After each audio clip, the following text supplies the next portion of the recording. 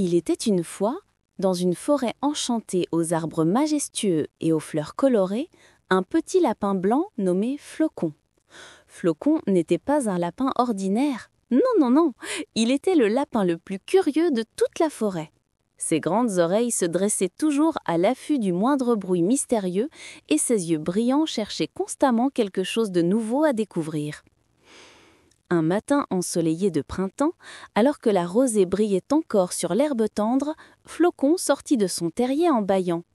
Il s'étira longuement, fit quelques bonds joyeux et regarda autour de lui. La forêt semblait particulièrement belle ce jour-là. Les oiseaux chantaient leurs plus jolies mélodies, les papillons dansaient entre les fleurs et une douce brise caressait les feuilles des arbres. Mais quelque chose attira immédiatement l'attention de Flocon. Au loin, près du grand chêne centenaire, il aperçut une lueur dorée qui scintillait entre les branches. Ses oreilles se dressèrent, son petit nez frétilla d'excitation. « Qu'est-ce que ça peut bien être ?» se demanda-t-il à voix haute. Sa maman l'avait pourtant prévenu de ne pas trop s'éloigner du terrier. Mais la curiosité de Flocon était plus forte que tout. Hop, hop, hop, il se mit à sautiller en direction du grand chêne, le cœur battant d'anticipation. En approchant, il découvrit que la lueur provenait d'un petit sentier qu'il n'avait jamais remarqué auparavant. Le chemin était bordé de pierres brillantes qui semblaient refléter la lumière du soleil d'une manière magique. Des petites fleurs lumineuses poussaient de chaque côté, créant un spectacle féerique. « Waouh !» s'exclama Flocon, les yeux écarquillés d'émerveillement. « Je dois absolument découvrir où mène ce sentier. » Sans hésiter une seconde, notre petit lapin curieux s'engagea sur le chemin mystérieux. Plus il avançait, plus la forêt autour de lui changeait.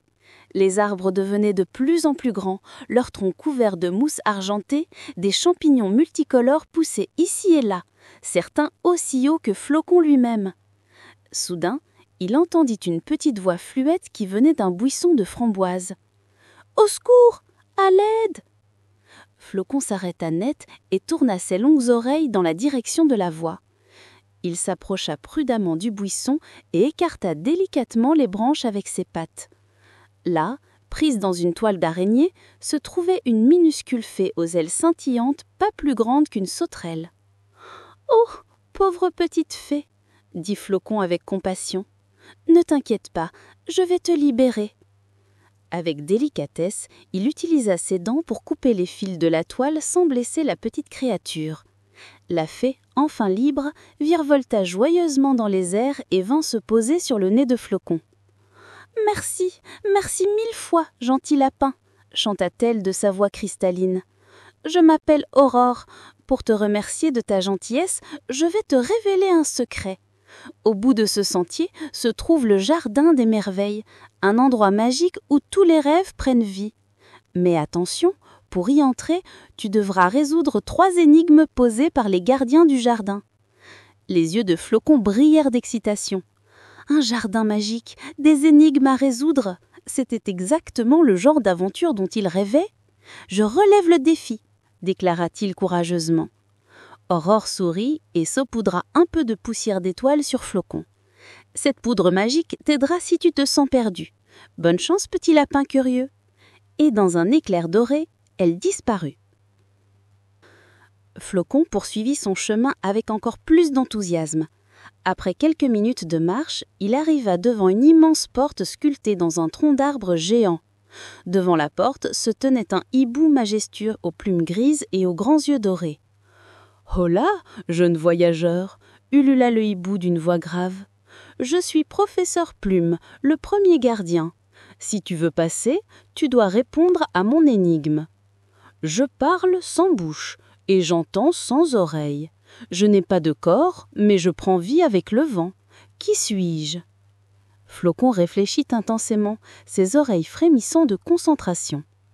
Il pensa à tous les sons qu'il entendait dans la forêt, au vent qui soufflait entre les arbres. « L'écho !» s'écria-t-il joyeusement. « La réponse est l'écho !» Le hibou hocha la tête avec approbation. « Excellent, petit lapin, tu peux passer. » La première porte s'ouvrit dans un grincement mystérieux, révélant un nouveau sentier bordé de lumières dansantes.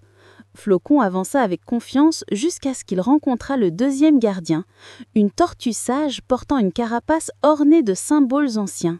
« Bonjour, jeune aventurier, » dit la tortue lentement. « Je suis Madame Sagesse. Voici mon énigme. Plus tu en prends, plus tu en laisses derrière toi. Qu'est-ce que c'est ?» Cette fois, Flocon dut réfléchir plus longuement. Il se gratta l'oreille avec sa patte arrière, une habitude qu'il avait quand il réfléchissait intensément. Il pensa à son voyage, à tous les endroits qu'il avait visités. « Les pas !» s'exclama-t-il. « Plus on fait de pas, plus on laisse d'empreintes derrière soi. »« Très bien, » sourit la tortue. « Tu es vraiment un lapin intelligent. Continue ton chemin. » Flocon avança encore, le cœur battant d'excitation. Il savait qu'il approchait du but. Bientôt, il arriva devant une cascade étincelante où l'attendait le troisième gardien, un renard roux au regard malicieux. « Salutations, petit lapin courageux !» dit le renard avec un sourire rusé. « Je suis Monsieur Finot, le dernier gardien. Mon énigme est la plus difficile. J'ai des villes sans habitants, des forêts sans arbres et des rivières sans eau. Que suis-je » Flocon fronça les sourcils. C'était effectivement très difficile. Il ferma les yeux et pensa à tous les endroits qu'il connaissait. Des villes sans habitants, des forêts sans arbres. Soudain, il se souvint d'avoir vu quelque chose de similaire chez les humains qui vivaient près de la forêt. « Une carte !» s'écria-t-il triomphalement. « C'est une carte !» Le renard applaudit avec ses pattes. « Bravo, petit lapin ! Tu as réussi les 3 épreuves. Tu mérites vraiment d'entrer dans le jardin des merveilles. » Dans un tourbillon de lumière colorée, la cascade s'ouvrit comme un rideau, révélant le plus beau jardin que Flocon ait jamais vu. Des fleurs géantes aux couleurs impossibles poussaient partout, des fontaines de chocolat chantaient des mélodies sucrées, des arbres portaient des fruits en forme d'étoiles qui brillaient doucement. Des animaux de toutes sortes jouaient ensemble en harmonie. Des écureuils jonglaient avec des noisettes magiques, des oiseaux peignent des arcs-en-ciel dans le ciel et des papillons créaient des spectacles lumineux. Flocon passa l'après-midi le plus merveilleux de sa vie dans ce jardin enchanté. Il goûta des fruits délicieux, joua avec de nouveaux amis et écouta des histoires extraordinaires racontées par un vieux lapin sage qui vivait là depuis toujours. Mais alors que le soleil commençait à se coucher, Flocon pensa à sa maman qui devait s'inquiéter. Il était temps de rentrer à la maison. « Je reviendrai bientôt », promit-il à ses nouveaux amis. Les 3 gardiens l'accompagnèrent jusqu'à l'entrée de la forêt. Le renard lui donna une petite pierre qui grillait dans le noir pour éclairer son chemin. La tortue lui offrit un médaillon de sagesse pour se rappeler de toujours réfléchir avant d'agir. Et le hibou lui remit une plume magique qui lui permettrait de revenir quand il le souhaitait. Flocon rentra chez lui alors que les premières étoiles apparaissaient dans le ciel. Sa maman l'attendait devant le terrier, et même si elle le gronda un peu pour s'être éloignée, elle fut heureuse de le retrouver sain et sauve. Cette nuit-là, blotti dans son lit douillet, Flocon sourit en pensant à son incroyable aventure. Il avait appris que la curiosité, combinée au courage et à l'intelligence, pouvait ouvrir les portes vers des mondes merveilleux. Et vous savez quoi ? Chaque fois qu'il regardait la plume magique posée près de son lit, il savait que de nouvelles aventures l'attendaient. Mais ça, mes chers amis, c'est une histoire pour un autre jour. Fin.